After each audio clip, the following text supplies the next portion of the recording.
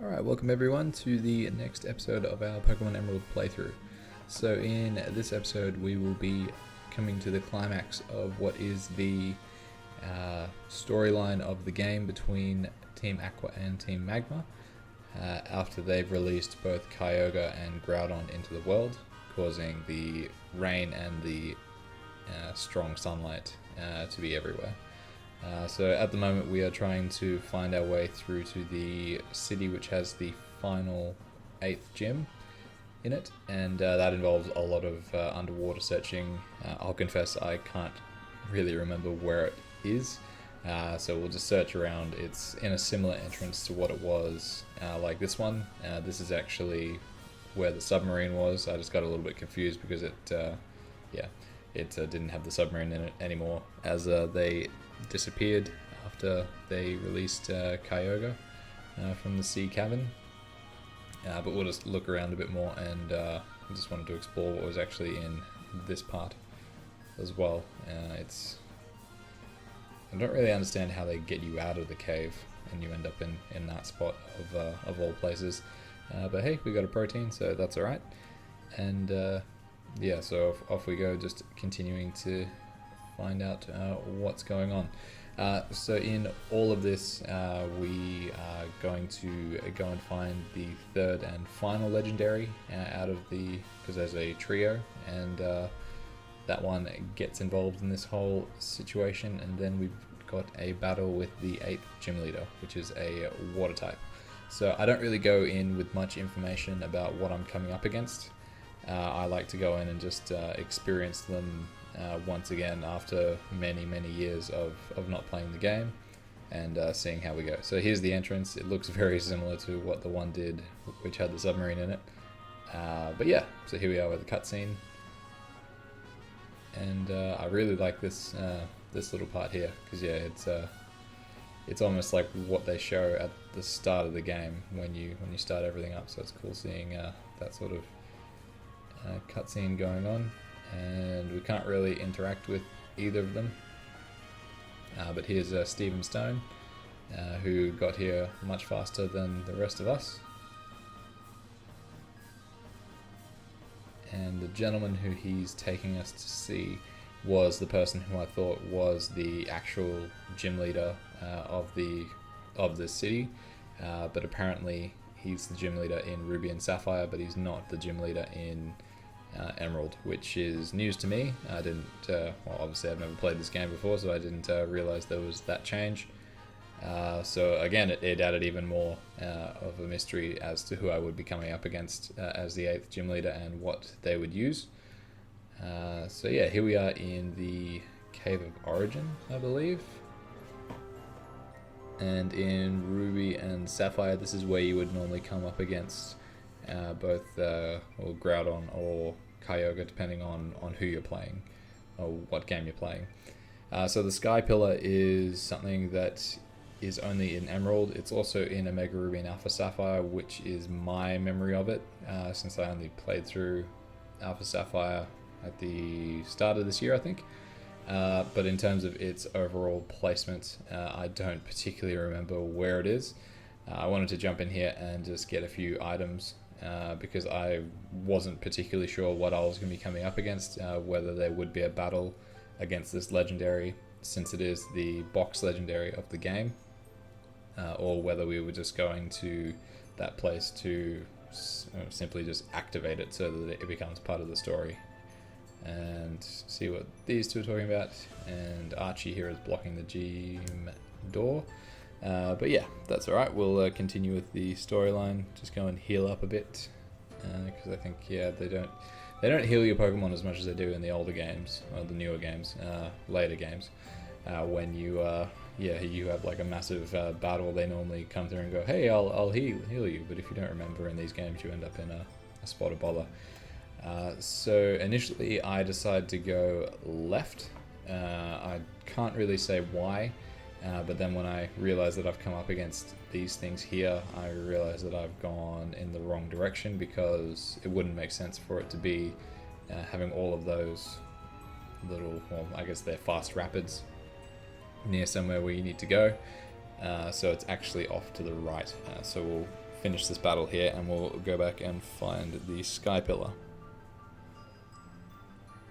And I'm actually very happy with Magneton, if I'm honest. I'm really happy that I chose to have it as my electric type. It does quite well, especially in all this water. So yeah, so it's the Sky Pillar is on Route 131, which is on the right side of this town here. So we'll just go off over there and avoid all of these trainers. But yeah, so Magneton, it actually turns out, since we're coming up to a water type gym, it's great that I'm having it trained up as high as it is.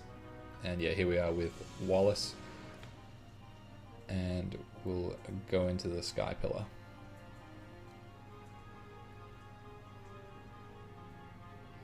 So yeah, he's going to ditch us and leave us to it.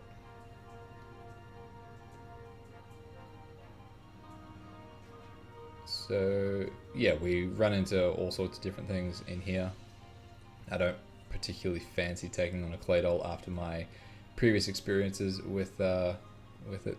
This is a weird one, how we're trying to use a repel and it didn't let us, saying that there was already one active, and yet we continue to run into stuff. So I'm happy to train against other things that are in here, other than the Claydols, just because I don't really feel like going through that whole 7th gym battle again. It's just a tank that I don't really fancy having to deal with if I don't have to. And yeah, so then it says the repel wore off, so it's just kind of strange how all of that works. But no matter, we'll just continue to run into all these things. Now, speaking of encounters and all of that, I've actually started playing Pokemon Go. I played it. I started playing it because I wanted to transfer something from Pokemon Go into Pokemon Home in order to get a Melmetal which could Gigantamax, because I thought that was a cool little gift I could get for free.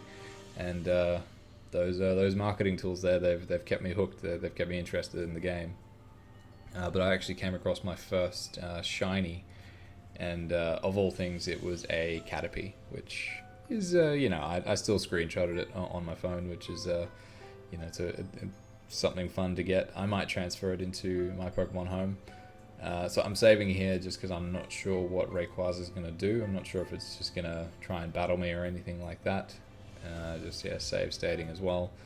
And yeah, so activates a cutscene and disappears. So we don't have to worry about running into him just yet. And fortunately, it allows us to fly. So here we are, and another cutscene. These two going, bashing heads yet again. But yeah, so I encountered a shiny Caterpie, which is it's, I don't know. I don't know. I'm not sure if I want to evolve it or anything like that, because it's I think it's cool that I came across it, and I'm not sure what this shiny encounter rate is like in Pokemon Go, but I know that I actually encountered, it was really weird. I think when I started playing Omega Ruby,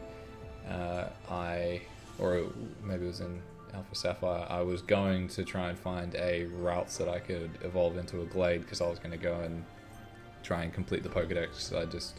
I pretty much did it in Sword and Shield, and I was like, you know what, I want to go and do it in another game. So then I chose Alpha Sapphire to do it in, and I went off to find one, and I actually encountered a shiny Ralts, which is weird, and I was just really disappointed because it was female and not male, because you can't get female Glades. So I was a bit disappointed by that, but it was still that was actually my first proper shiny encounter in a Pokemon game, as far back as I can remember. I feel like I may have encountered one in Gold and Silver, and I thought the game was glitched. I think a lot of people had that experience, but this is the first proper one that I can remember. So Juan is the guy that we're coming up against, and it's one of these ice floor obstacles. So we just go straight through all of it. Like, the puzzle isn't that hard to work out. It's just, I don't know, it's fun to do, but not too hard. So we'll go through and complete it all, but I don't want to go and battle him straight away. So like usual, I want to go and battle the trainers that are in his gym. So we'll fall through the floor, and yeah, so there's a whole bunch of trainers down here. I feel like it'll go quite quickly just because, you know, Magneton, electric type against water types. It's a good way to level up both Magneton and Lairon, even though I know that Lairon's not really going to play a part in this one here. I'm just kind of getting it up to the point where I'm going to evolve it into an Aggron, and then he'll start to play more of a role in the overall team. But while, yeah, just working on getting Magneton up a few levels, because I think we'll still be a bit under-leveled compared to some of the Pokemon that we'll come up against in the gym leader battle, which it's not the worst position to be in. You know, it makes it a little bit more interesting in terms of an overall challenge rather than being completely over-leveled.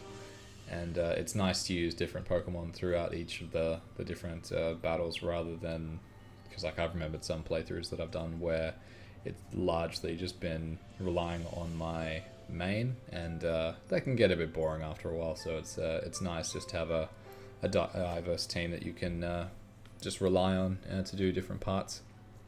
However, we do make one really big mistake in this gym battle, which I'll touch on when we actually get to it.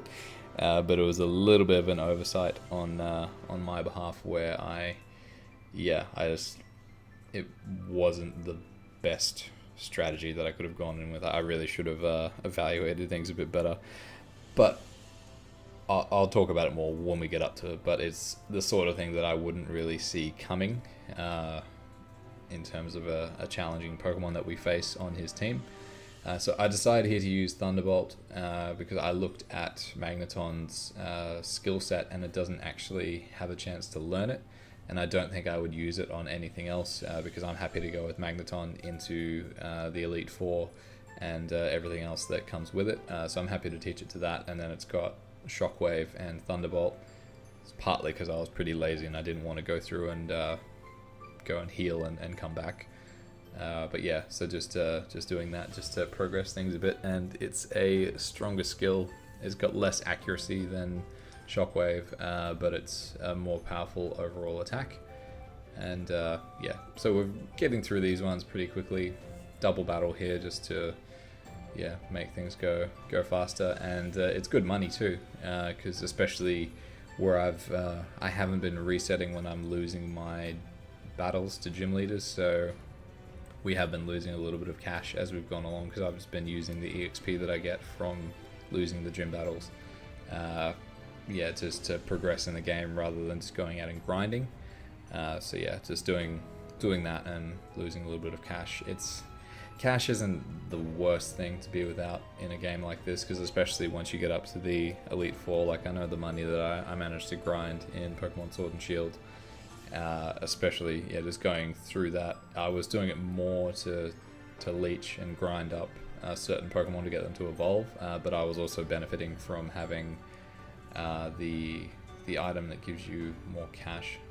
It's not Lucky Egg, because that's what gives you more EXP, but yeah, there's like an amulet coin or something like that gives you more money per win, and you can do that sort of thing in these games as well. But you won't profit as much because you're having to use revives and potions and all that sort of stuff, whereas Sword and Shield's a bit more handholdy, where it actually heals your Pokemon after every battle. So yeah, it's not as much as a costly challenge. But here we go, coming through once again after taking on all of his trainers. So I believe he has one of the bigger teams out of all the gym leaders, which makes sense because he's the final one. So I think he has 5 altogether. Yes, yeah, 5. So the previous one had 4 and it was a double battle. So now we're just up against 5. And so I think having Magneton 3 levels below doesn't really matter because we've got the type advantage. And yeah, I need to do a little bit more learning about certain Pokemon, because I didn't realize that you couldn't use Thunderbolt against Wishcash, and that dreaded Earthquake is back.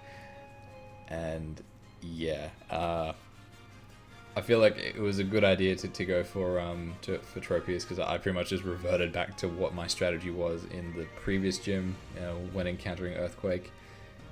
I would have preferred Tropius to be a bit more leveled up than being level 26, coming up against a level 41, but still having the type advantage with the grass type, and the elevation with the flying type to avoid Earthquake is good.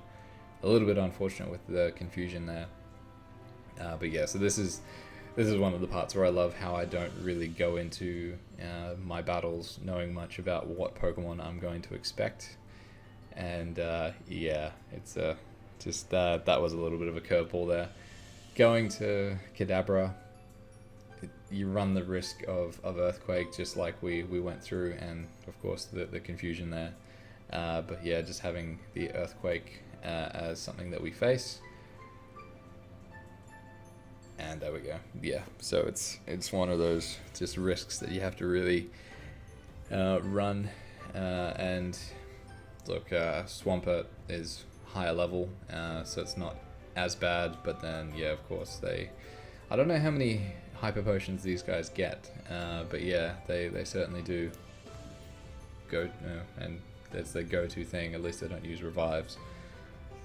But yeah, just the accuracy of takedown is just really frustrating.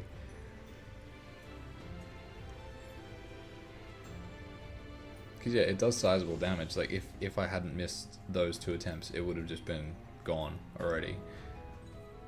But yeah, it is what it is. But hey, we hit it twice, so down it goes.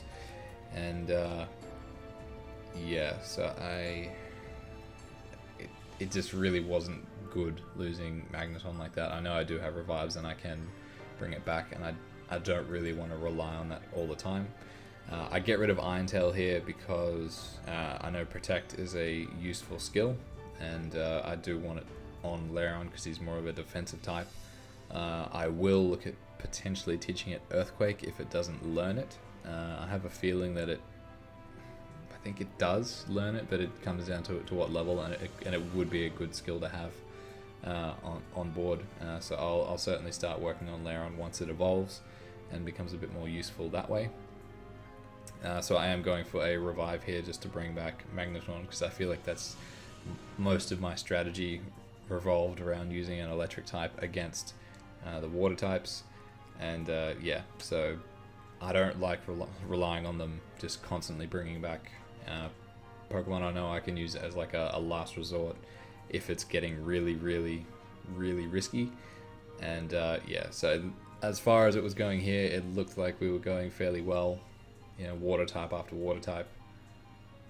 And we, one hit KO here. Now this is the one that I wasn't expecting to see. So coming up against a Kingdra, having it like that, I believe its typing is, it's certainly got that dragon in there, and it's a water type. But yeah, the moment that happened, I had a bad feeling about it, because I didn't have anything that had really decent ice moves, and I should not have brought the HM Slave into this battle. There's someone who I had forgotten about, who I left in storage, that I was really, really wishing that I'd had the, just the forward thinking to put him into our team. And who I'm talking about here is our buddy Castform. So having Castform there with Ice Beam and Hail, it would have been very helpful in this situation. Fortunately, I don't have it. I'm relying on my revives here just because I didn't want to go through and have a second battle. So we're just going to try and heal up, and I really just wanted to have Magneton there so I can just throw it out and hopefully land a Shockwave or a Thunderbolt. So yeah, it's a very, very tanky Pokemon to come up against, and especially with it doing double team. I still get lucky with having the hit, but yeah, it's just that typing is just a killer. So yeah, just looking it up now, it is a dual water dragon type. introduced in Generation 2. So yeah, it's one of those ones that I probably should have expected to come up against, because it is quite common to come up against them in the final gym battle. I believe in Gold and Silver you also come up against at least one Kingdra when you take on the Dragon type gym leader in... always forget the name of that town. In Gold, Silver and Crystal. But yeah, so it's one of those ones where I really should have known that it would have been something that I would have come up against, but that's alright. We'll go and bring out Cast Form. I feel like I've got my set strategy, so I know how this guy works now. I'll avoid having Magneton out when Wishcash gets sent out, so then I'll avoid that one. And yeah, so just in terms of having a redo, it's a lot better going in knowing exactly what you're coming up against. Wanted to check my cash there just to see how much I had, because as I was mentioning, all the money that I was making from taking on his trainers, I don't want to lose that many times, because I do need to get through Victory Road and then the Elite Four after this. So yeah, we do want to have some cash on hand. We can make some money in Victory Road, of course, and I made a little bit of an error here, which is a bit embarrassing. But we've already proven that we know how the puzzle works. It's just that I think I was just very eager to get in and take on this guy, and yeah, it's just one of those things. And having a little bit more composure coming through here, we get it right. And yeah, so we've got Castwoman in our team now. We'll leave Tropius in now. I do really need to put the EXP share on Tropius as well and get it up there, because I feel like it will come in handy in the Elite Four as well. But we can do a little bit of grinding in Victory Road if we have to work on a few things. So yeah, this is where we get a little bit unlucky. So that's one confusion, and then we get here, second confusion, and this is where it starts to get a little bit worrying, because I don't want to lose Magneton straight away. Then another Water Pulse. Then another Water Pulse. And then the third confusion. So, yeah, just the way that it works in this game, it's just nuts. 4 in a row, and we're out. So, not as good as the start that we had the first time around, where I think we went through 2 of his Pokemon before coming up against a Earthquake with Wishcash. I feel like I'm saying that wrong. Wishcash, something like that. Yeah, so this is a great start. So I think that's 5 confusions that we've encountered. But yeah, so getting that one out of the way, very frustrating how Water Pulse does that. But yeah, so we'll keep trudging through. I want to bring back Magneton, because he's the MVP of this party, especially coming up against this type, where everyone else is a bit squishy. I find that Kadabra, while the Psychic is a good typing, he's very squishy. And yeah, it's just amazing to see how quickly it just falls. But yeah, so use the Revive. Now we'll swap him out, go to Tropius. I feel like that's a good strategy. Still not as strong as I'd like it to be. But yeah, we'll do what we can.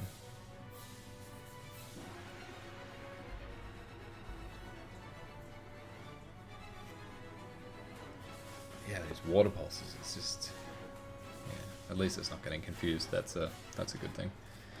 And it's actually it was amazing to actually do that much damage against it. So yeah, it's would have been amazing to see what it could have done if I had it up maybe about 10 levels to have it where it would be a more equal fight. But yeah, so 2 hits and it's down, so that's very, very good, having it out of the way.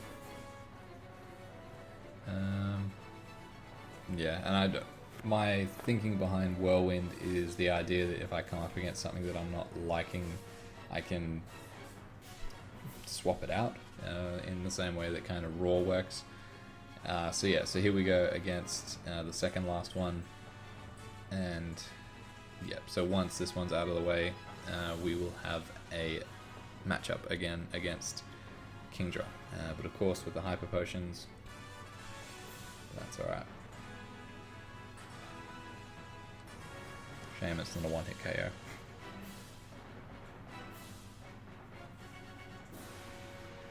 Alright, so now we look to our good buddy Castform. And this fight is very, very entertaining. It wasn't at the time when I was doing it, it was quite infuriating. But yeah, it was. It felt like you could really, not that the pendulum's not already swung in our favor, being up against just one against a party of 6.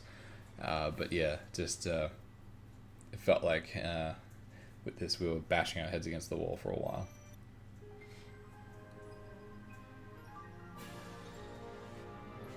And yeah, so I still think Castform's really great in terms of how the hail works. This is where it got very frustrating.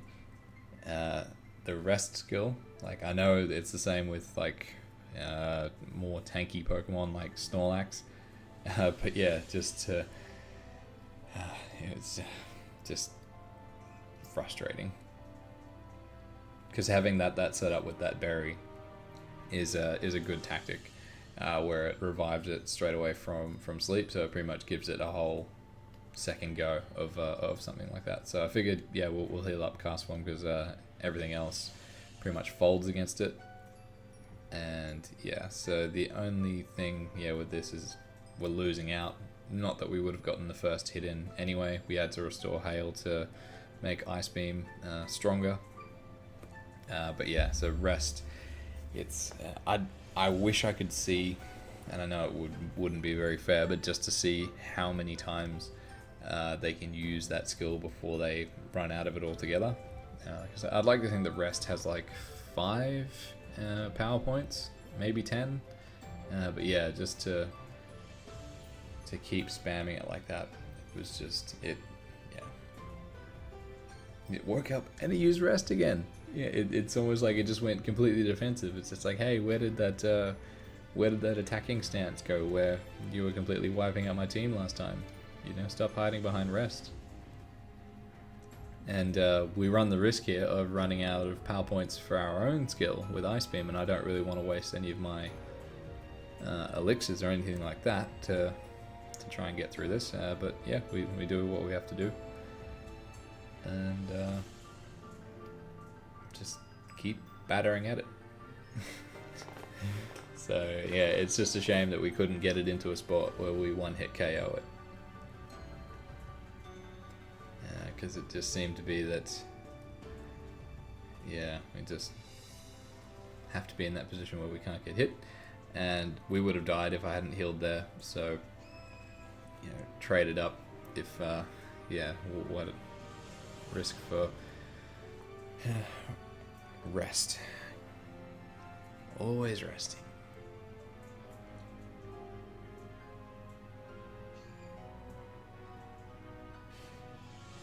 So then I figured I had to come up with another alternative strategy. Since we are all out of Ice Beams now, I could have turned to Weather Ball, but I decided to just try and brute force it with Swampert and see what we could do with all of this here. So yeah, keep spamming rest just over and over and over again. Not very effective. Wanted to reduce the accuracy. Not that it could really do much attacking while it was asleep. But yeah, so just spam takedown to try and just, yeah, completely get rid of it. And we did. So that was a very frustrating last battle against like the Fauna Pokemon in the team. We've gotten through them second time around. Wasn't too bad. And yeah, so good to be through all the gym leaders now. We've got the Elite Four to look forward to. And yeah, so that's all 8. We can use Waterfall now, so my trusty HM slave, Whalmer, can learn it. And yeah, the next episode we will focus on going through Victory Road, I believe, unless there's any storyline in between. I don't think there is. and then yeah, go through Victory Road, and then after that is the Elite Four. So thank you very much for watching, and I'll catch you guys in the next one. See ya.